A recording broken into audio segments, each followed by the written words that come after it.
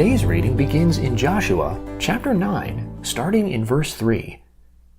But when the inhabitants of Gibeon heard what Joshua had done to Jericho and to Ai, they also resorted to a ruse, and went and made as if they had been ambassadors, and took old sacks on their donkeys, and old, torn up and bound up wineskins, and old and patched sandals on their feet, and wore old garments.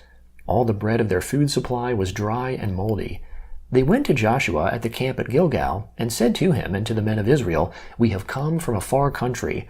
Now therefore make a covenant with us. The men of Israel said to the Hivites, What if you live amongst us? How could we make a covenant with you? They said to Joshua, We are your servants. Joshua said to them, Who are you? Where do you come from? They said to him, Your servants have come from a very far country, because of the name of the Lord your God. For we have heard of his fame, all that he did in Egypt, and all that he did to the 2 kings of the Amorites who were beyond the Jordan, to Sihon king of Heshbon, and to Og king of Bashan, who was at Ashtaroth. Our elders and all the inhabitants of our country spoke to us, saying, Take supplies in your hand for the journey, and go to meet them. Tell them, We are your servants. Now make a covenant with us. This our bread we took hot for our supplies out of our houses on the day we went out to go to you. But now, behold, it is dry and has become moldy. These wineskins which we filled were new, and behold, they are torn. These our garments and our sandals have become old because of the very long journey. The men sampled their provisions, and didn't ask counsel from the Lord's mouth. Joshua made peace with them, and made a covenant with them to let them live. The princes of the congregation swore to them. At the end of 3 days after they had made a covenant with them, they heard that they were their neighbors, and that they lived amongst them. The children of Israel traveled, and came to their cities on the 3rd day. Now their cities were Gibeon, Chephirah, Beeroth, and Kiriath Jearim. The children of Israel didn't strike them, because the princes of the congregation had sworn to them by the Lord, the God of Israel. All the congregation murmured against the princes. But all the princes said to all the congregation, We have sworn to them by the Lord, the God of Israel. Now therefore we may not touch them. We will do this to them, and let them live, lest wrath be on us, because of the oath which we swore to them. The princes said to them, Let them live. So they became woodcutters and drawers of water for all the congregation, as the princes had spoken to them. Joshua called for them, and he spoke to them, saying, Why have you deceived us, saying, We are very far from you, when you live amongst us? Now therefore you are cursed, and some of you will never fail to be slaves, both woodcutters and drawers of water for the house of my God. They answered Joshua and said, Because your servants were certainly told how the Lord your God commanded his servant Moses to give you all the land, and to destroy all the inhabitants of the land from before you. Therefore we were very afraid for our lives because of you, and have done this thing. Now, behold, we are in your hand. Do to us as it seems good and right to you to do. He did so to them, and delivered them out of the hand of the children of Israel, so that they didn't kill them. That day Joshua made them woodcutters and drawers of water for the congregation, and for the Lord's altar, to this day, in the place which he should choose. Now when Adonizedek, king of Jerusalem, heard how Joshua had taken Ai, and had utterly destroyed it, as he had done to Jericho and her king, so he had done to Ai and her king, and how the inhabitants of Gibeon had made peace with Israel, and were amongst them, they were very afraid, because Gibeon was a great city, as one of the royal cities, and because it was greater than Ai, and all its men were mighty. Therefore Adonizedek, king of Jerusalem, sent to Hoham, king of Hebron, Piram, king of Jarmuth, Japhia, king of Lachish, and Debir, king of Eglon, saying, Come up to me and help me. Let's strike Gibeon, for they have made peace with Joshua and with the children of Israel. Therefore the 5 kings of the Amorites, the king of Jerusalem, the king of Hebron, the king of Jarmuth, the king of Lachish, and the king of Eglon, gathered themselves together and went up, they and all their armies, and encamped against Gibeon, and made war against it. The men of Gibeon sent to Joshua at the camp at Gilgal, saying, Don't abandon your servants. Come up to us quickly and save us. Help us, for all the kings of the Amorites that dwell in the hill country have gathered together against us. So Joshua went up from Gilgal, he and the whole army with him, including all the mighty men of valor. The Lord said to Joshua, Don't fear them, for I have delivered them into your hands. Not a man of them will stand before you. Joshua therefore came to them suddenly. He marched from Gilgal all night. The Lord confused them before Israel, He killed them with a great slaughter at Gibeon, and chased them by the way of the ascent of Beth-horon, and struck them to Azekah and to Makkedah. As they fled from before Israel, while they were at the descent of Beth-horon, the Lord hurled down great stones from the sky on them to Azekah, and they died. There were more who died from the hailstones than those whom the children of Israel killed with the sword. Then Joshua spoke to the Lord in the day when the Lord delivered up the Amorites before the children of Israel. He said in the sight of Israel, Sun, stand still on Gibeon. You, moon, stop in the valley of Aijalon. The sun stood still, and the moon stayed, until the nation had avenged themselves of their enemies.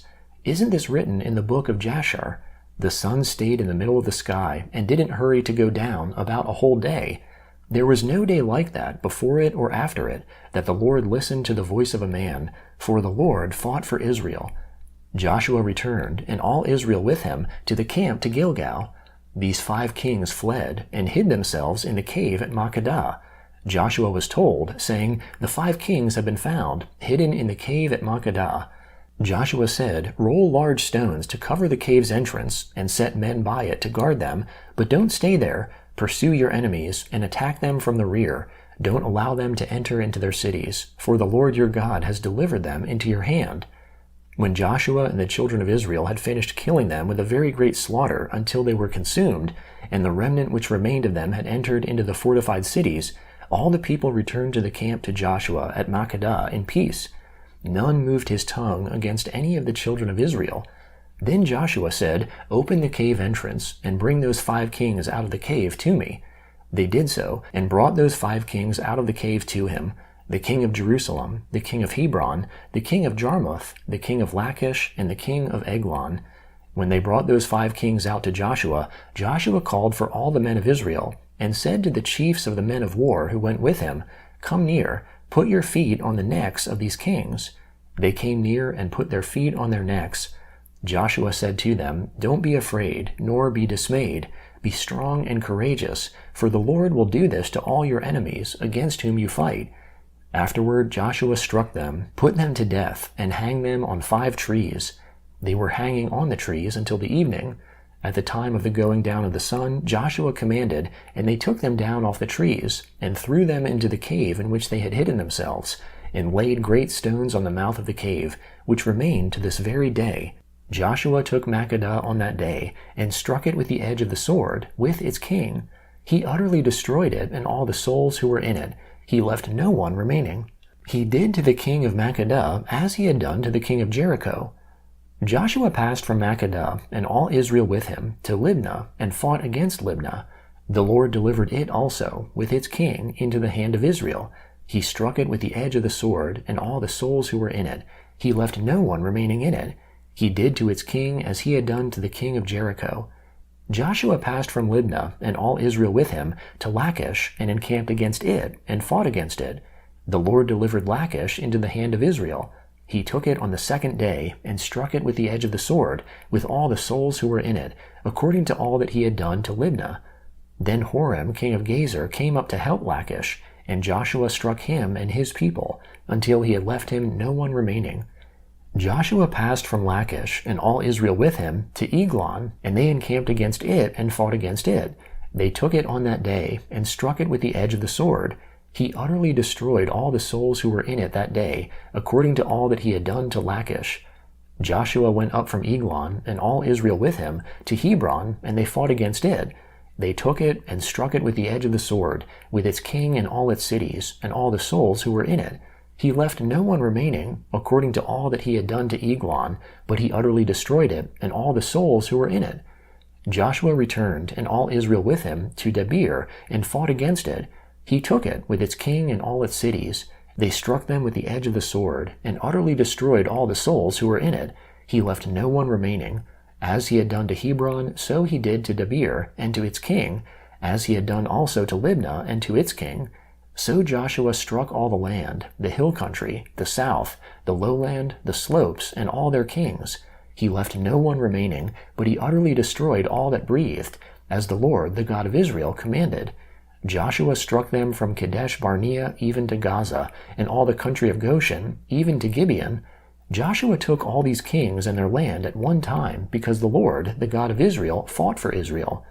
Joshua returned, and all Israel with him, to the camp to Gilgal.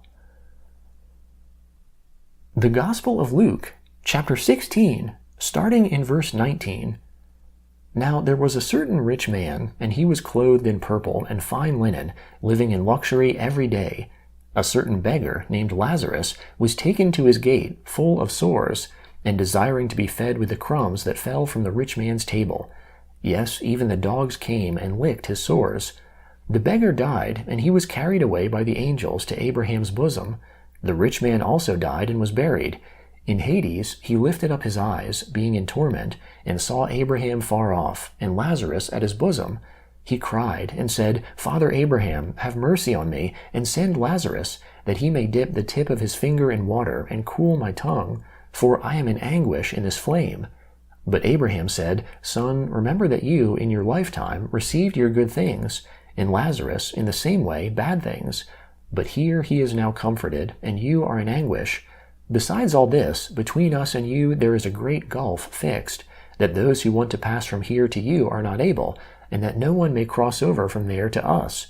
He said, I ask you therefore, Father, that you would send him to my father's house, for I have 5 brothers, that he may testify to them, so they won't also come into this place of torment. But Abraham said to him, They have Moses and the prophets, let them listen to them. He said, No, Father Abraham, but if one goes to them from the dead, they will repent. He said to him, If they don't listen to Moses and the prophets, neither will they be persuaded if one rises from the dead. He, that is Jesus, said to the disciples, It is impossible that no occasions of stumbling should come, but woe to him through whom they come. It would be better for him if a millstone were hung around his neck, and he were thrown into the sea, rather than that he should cause one of these little ones to stumble. Be careful. If your brother sins against you, rebuke him. If he repents, forgive him. If he sins against you 7 times in the day, and 7 times returns, saying, I repent, you shall forgive him. The apostles said to the Lord, Increase our faith. The Lord said, If you had faith like a grain of mustard seed, you would tell this sycamore tree, Be uprooted and be planted in the sea, and it would obey you. But who is there amongst you, having a servant plowing or keeping sheep, that will say when he comes in from the field, Come immediately and sit down at the table? Wouldn't he rather tell him, Prepare my supper, clothe yourself properly, and serve me while I eat and drink? Afterward you shall eat and drink. Does he thank that servant because he did the things that were commanded? I think not. Even so you also, when you have done all the things that are commanded you, say, We are unworthy servants. We have done our duty. Psalm 83, beginning in verse 1. God, don't keep silent. Don't keep silent, and don't be still, God. For behold, your enemies are stirred up. Those who hate you have lifted up their heads. They conspire with cunning against your people. They plot against your cherished ones. Come, they say, let's destroy them as a nation, that the name of Israel may be remembered no more. For they have conspired together with one mind.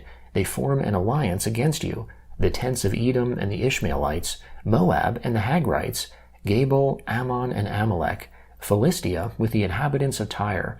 Assyria also is joined with them. They have helped the children of Lot. Do to them as you did to Midian, as to Sisera, as to Jabin at the river Kishon, who perished at Endor, who became as dung for the earth. Make their nobles like Oreb and Zeb, yes, all their princes like Zebah and Zalmunna, who said, Let's take possession of God's pasture lands. My God, make them like tumbleweed, like chaff before the wind, as the fire that burns the forest, as the flame that sets the mountains on fire. So pursue them with your tempest, and terrify them with your storm. Fill their faces with confusion, that they may seek your name, Lord. Let them be disappointed and dismayed forever. Yes, let them be confounded and perish, that they may know that you alone, whose name is the Lord, are the Most High over all the earth. Proverbs chapter 13, verse 4.